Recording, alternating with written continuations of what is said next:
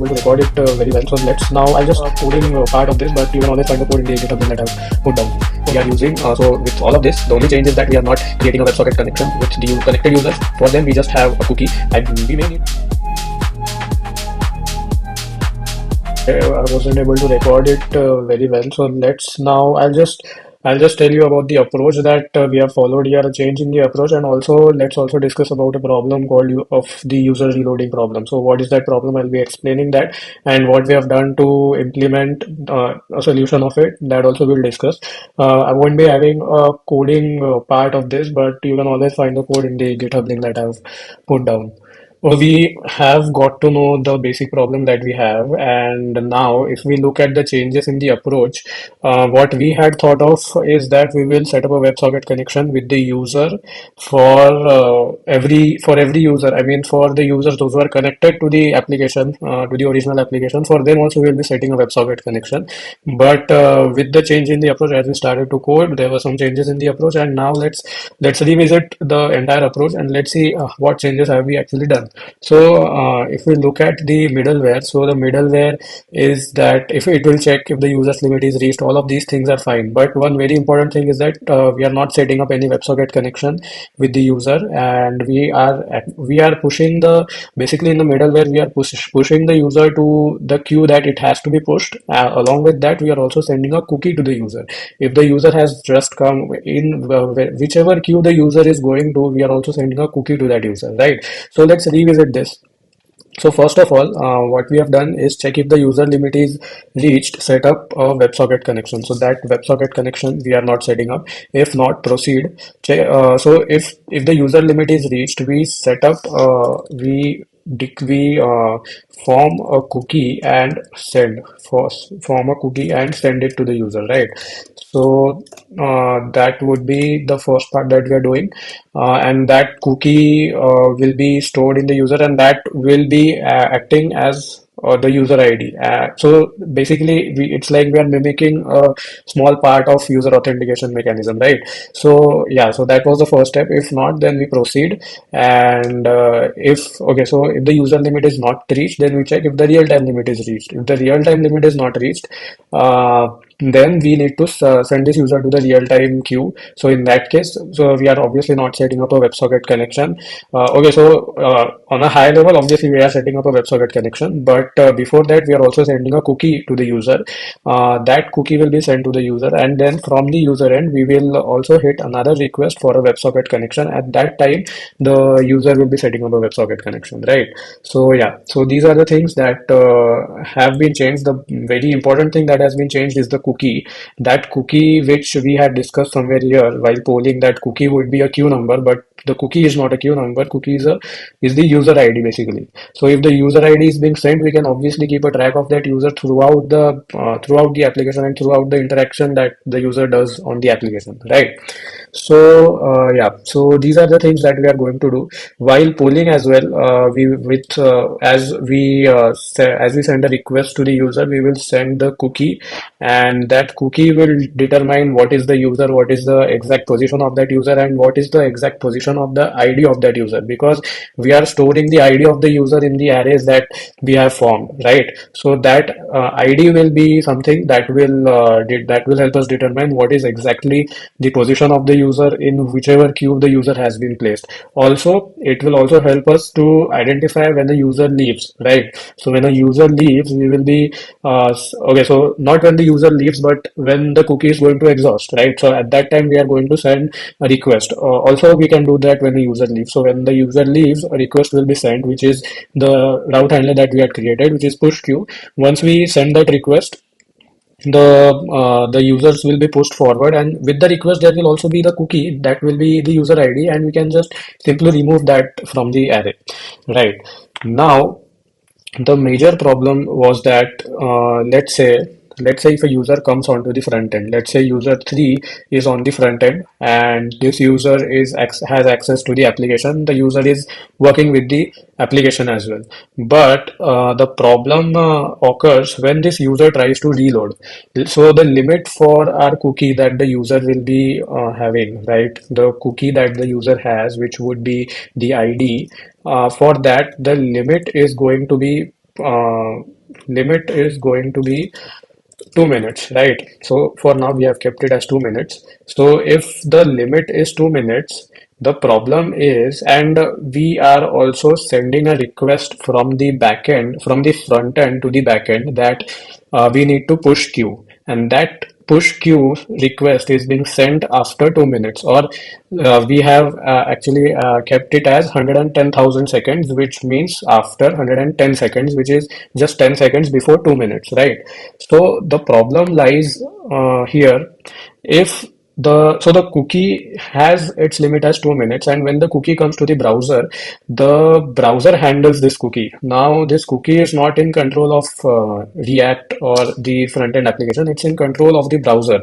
So the browser will expire that cookie only after 2 minutes, exactly after 2 minutes, right?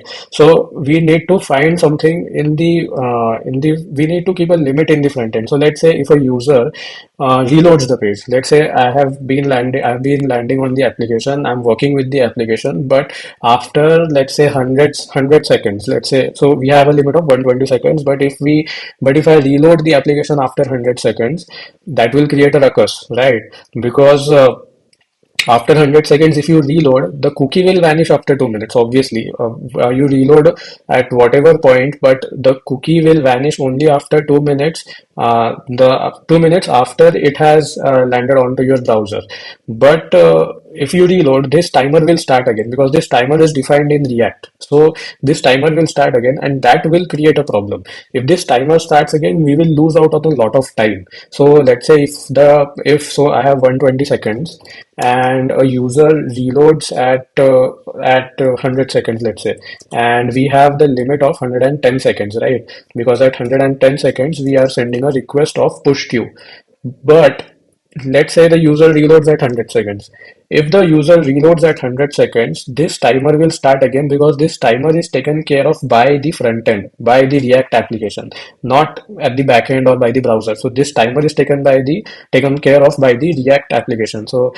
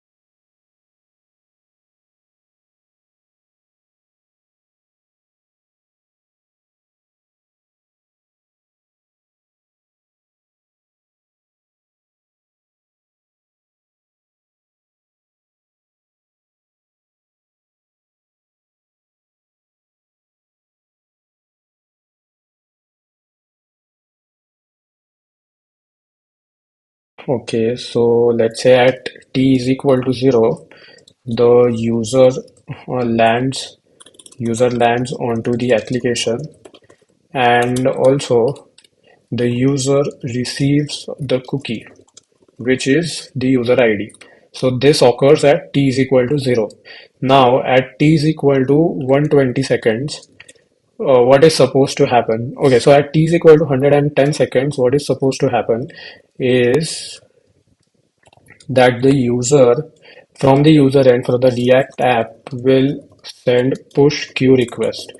So this is going to happen at 110 seconds, and after 110 seconds, we don't care about the. Okay, so in a real scenario, this difference would not be of 10 seconds. This difference would be of a few milliseconds or seconds only.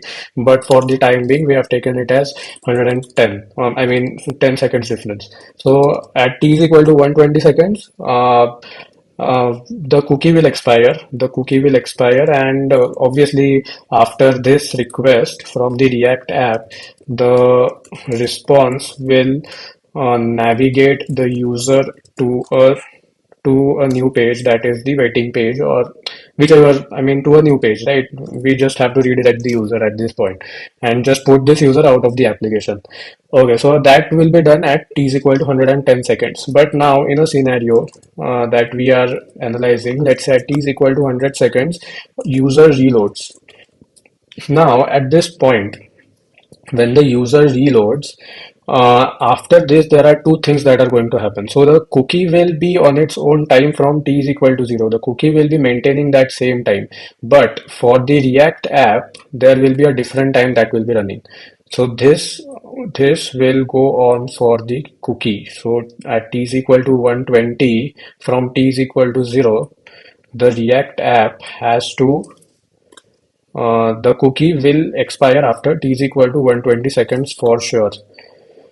But also there will be another scenario where if the user reloads, the app reloads again, and if the app reloads again, another thing that will happen is that the React app starts again, and with the React app, you get another application that is starting from the very scratch, and you get to see that this app has a t is equal to 0, a new t is equal to 0.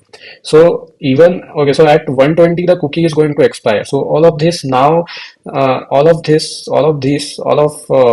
after 100 seconds, everything that is taken care of by the application would be the timer to push into the queue, and the thing that will be taken care of by the browser will be the cookie. So the cookie is going to expire at t is equal to 120 seconds anyways, but at t is equal to 100 seconds, the React application has a new t is equal to 0. So at this point, we have something we got to do something here. So so basically, the problem that will occur here is that for the at up to t is equal to 120 seconds, this if the new reloaded user is already on the application, so up to t is equal to 120 seconds, everything will work fine. That is, for the first 20 seconds of this new user till t is equal to 20, everything will work fine, right? Fine. So up to t is equal to 20, we don't have a problem. But after t is equal to 20, the cookie will expire. This user won't be able to do anything on the application. So the user won't be able to book any tickets. The user won't be able to do any sort of operations on the application. So we need to take care of this thing.